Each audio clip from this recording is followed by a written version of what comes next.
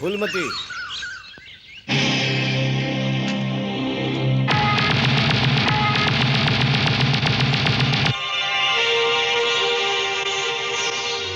तुहार प्यार हमके अपन रास्ता बदले के मजबूर कर दिले बा फूलमती। ये खून खराबा के जिंदगी छोड़ के अब हमेशा खाते तोरे लगे आगे नहीं। का तू सच बोलता हो अर्जुन? हाँ फूलमती, अब हम तोके छोड़ के कहूं ना जाबे।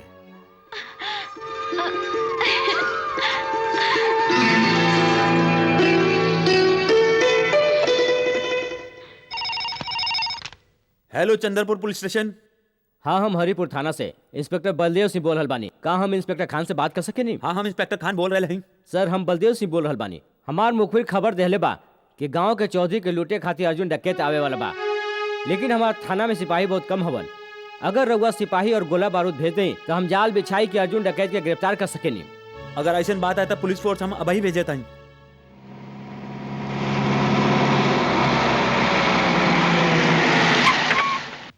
चला जल्दी चला। अरे कहाँ गई ली? चला तू है ने जा, तू होने जा, चला। अरे ई का? अरे ई तो हार हालत कौन कैलस? अर्जुन डकैत सर,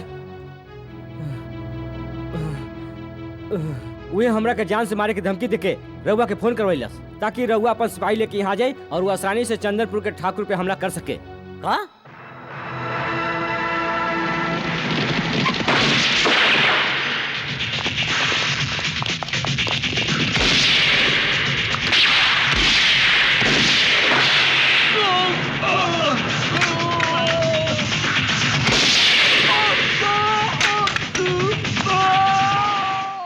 जहांगीर खान,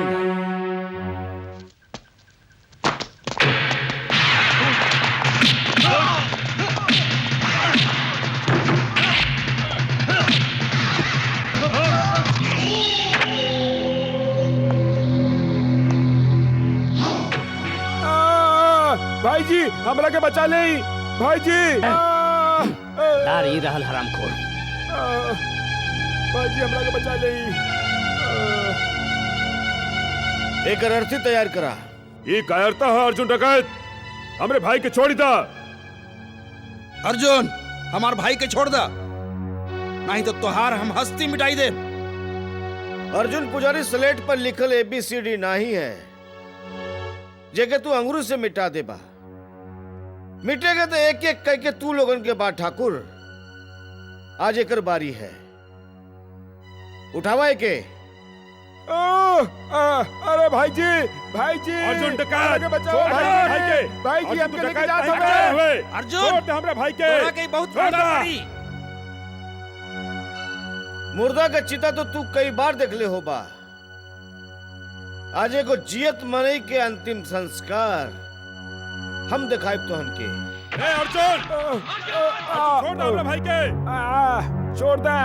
अर्जुन डकैत भाई जी छोड़ दो विक्रम के, छोड़ दो अर्जुन, छोड़ दो भैया, हमरा के बचा लो अर्जुन भैया।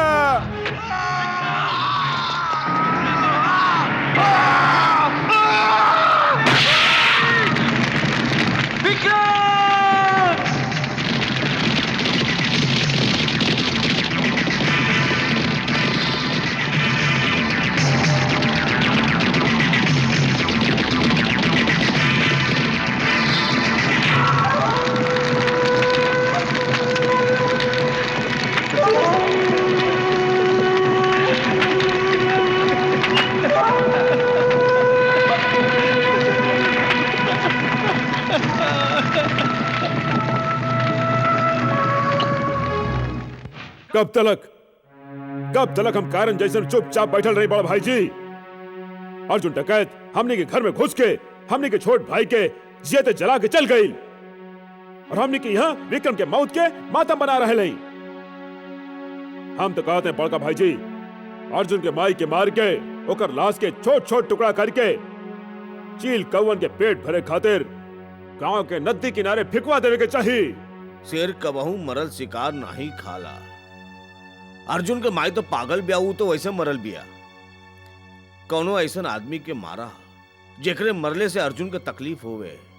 तो भाई जी एक काम कल जाए, हम फूलमती के मार देते हैं फूलमती के मारे के बाद अर्जुन हमनी पे जरूरे हमला करी और ऊ बखत हम पूरा तैयारी के साथ होकर शिकार खातिर बैठल रहा और अर्जुन हमनी का ई चाल के जाल में फंस जाई और फिर हम ओकरा के ऐसन मौत मारब के मौतो ओकर ई मौत देख के कांप उठी। कौनो भी कदम उठावे से पहले तू सबे ठंडा दिमाग से सोच ला। अगर फूलमती के मार दे ता सारा गांव वाला हमनी के खिलाफ हो जाइए और जीजा जी के मंत्री बने के सपना कभी पूरा ना हुई। जगमोहन ठीक कह रहल बा। अर्जुन डकैत के मारे खातिर हम लोगन के दूसरा रास्ता ढूंढे के होई। जीजा जी हम एगो ऐसन खतरनाक आदमी के जाने नी जौन पैसा खातिर कुछो करी सकेला। हमके ऐसा खूंखार शिकारी की जरूरत है। पता लगाओ वो कहाँ है। ए कल्लू पत्ता लगावा। ले अरे डाला इला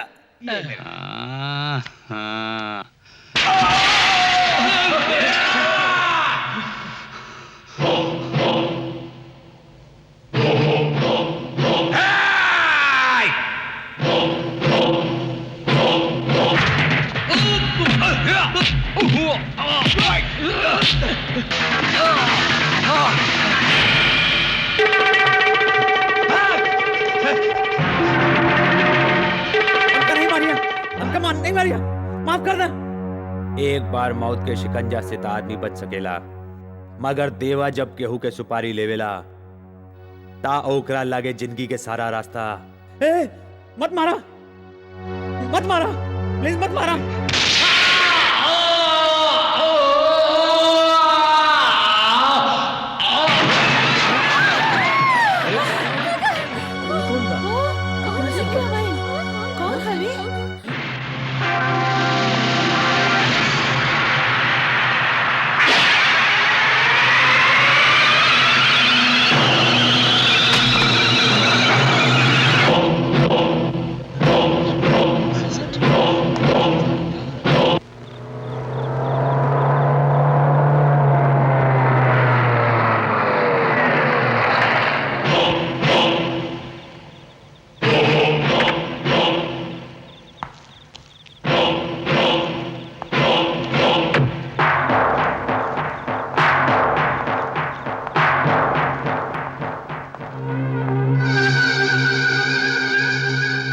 असलम पठान के खून के खबर ता तोहरा के मिलिए गईल होई।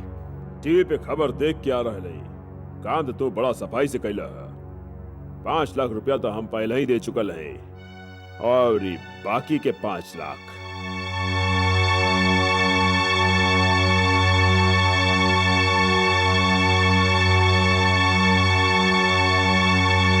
जीजाजी राउर खातिर शुभ समाचार बा। हम पता कई ले ली हई कि देवा ई वक्त कहाँ हा। अगर तू हमार सार नहीं होता तो हम तोरा के गोली मार देती। उहे ता जीजाजी हम राउर साला है ना, तारा वो हमरा के बकरी जैसे कैसे हलाल कर सकेली। बकवास बंद करा। तू जौन भी काम करेला आधा करेला। जब तोके देवा के पता चल गई रहल तब ओकरे साथे हमार मीटिंग काहे ना तय कैला। अरे जीजाजी माने ली कि राउर दिमाग तलवार की धार से भी तेज चलेला, लेकिन हम राउर साला जगमोहन निराला भी कौनो कम नहीं। कल राउर मीटिंग देवा से हो जाई।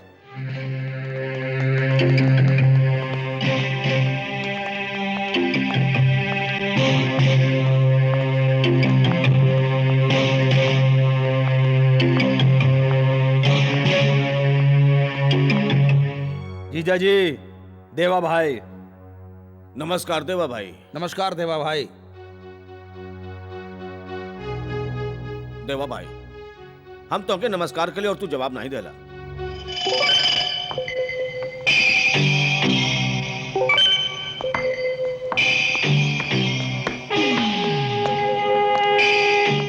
देवा खाली ऊपर वाले के सलाम करेला, काम बोला उहे ता काम ता ई है देवा भाई जो टेलीफोन पे बात भइल रहल अर्जुन के ऊपर बचावे के बा।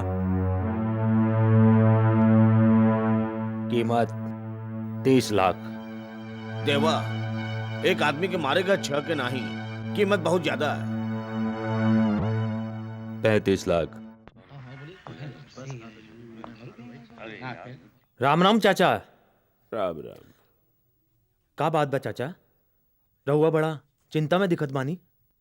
हाँ बेटवा जब लड़की जवान हो जावेले तो हमरा ऐसे गरीब बाप की चिंता बढ़ जावेला। अब चंपा जवान हो गई बया, सोचत बानी के ओकर बियाह कही देई। ता एकरा में परेशानी की का बात बा? परेशानी तो इहे है ना कि कौनो नीमन लड़का नहीं मिल रहा बा, बस यह परेशानी की बात बा। ता चाचा जी लड़का मिल गई समझी। का तोहरा नजर में कौनो लड़का बा? चाचा हम तो हर बिटिया चंपा से ब्याह कई चाहते हैं। काहे मजाक कर रहे हो बेटवा? तू सब बड़े लोग हवा और हमनी के खेत में काम करे वाला एगो मामूली किसान। चाचा हमने एक दूसरे से बहुत प्यार करे नी और जल्द ही ब्याह के बंधन में बनना चाहते हैं। मगर बेटवा तोहरा के दहेज देवे खातिर हम लगे कुछो नहीं खे। चाचा हमारा नजर में दहेज लेहल और देहल दोनों पाप हैं। रउआ ओकरा के ब्याह के जोड़े में विदा कर दे, उहे हमरा खातिर बहुत होई। ब्याह के जोड़ा चाचा अर्थी के सामान भी पैक करा दिया। का बकवास करत बाड़े?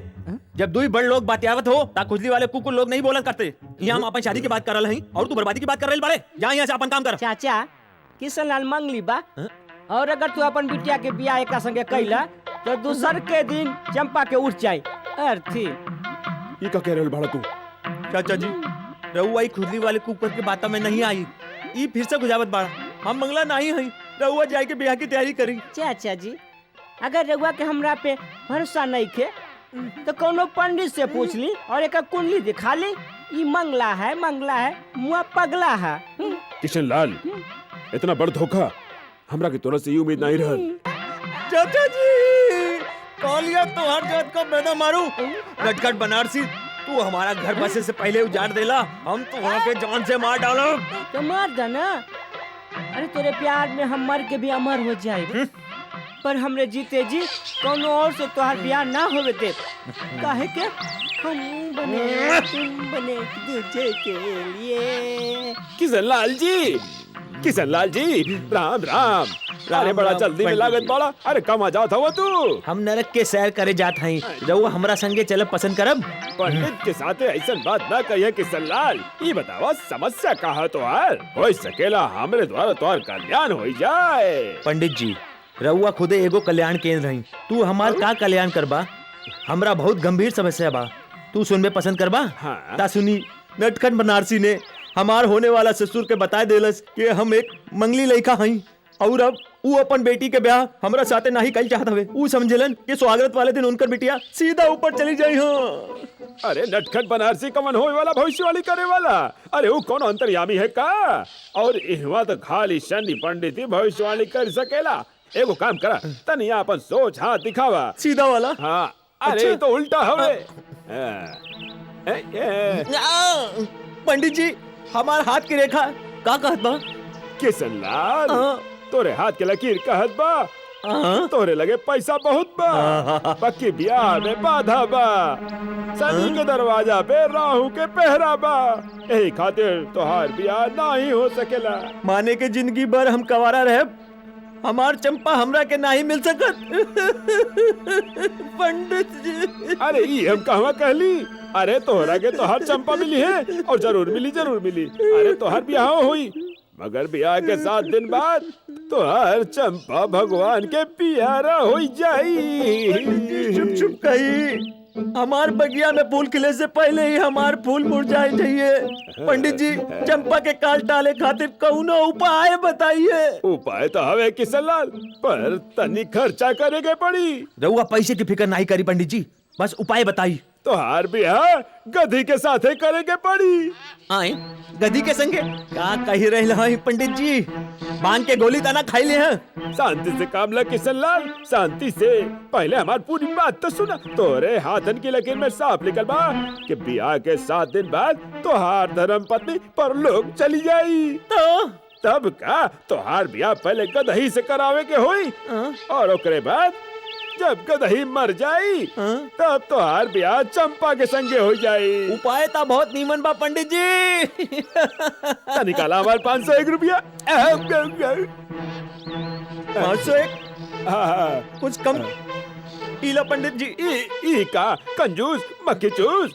ई ज्ञानी पंडित के तू 1 रुपया दे के बेवकूफ बनावत बड़ा। इले 500 किशन लाल तो एगो काम करा, पूजा की सामग्री के इंतजाम करा, तबले हम शिव मंदिर के पाछे गदही के इंतजाम करके पहुंचत हई। ओहो पंडित जी कितना नीमन गदा हई रहुआ। राधे श्याम सीताराम, राधे श्याम सीताराम।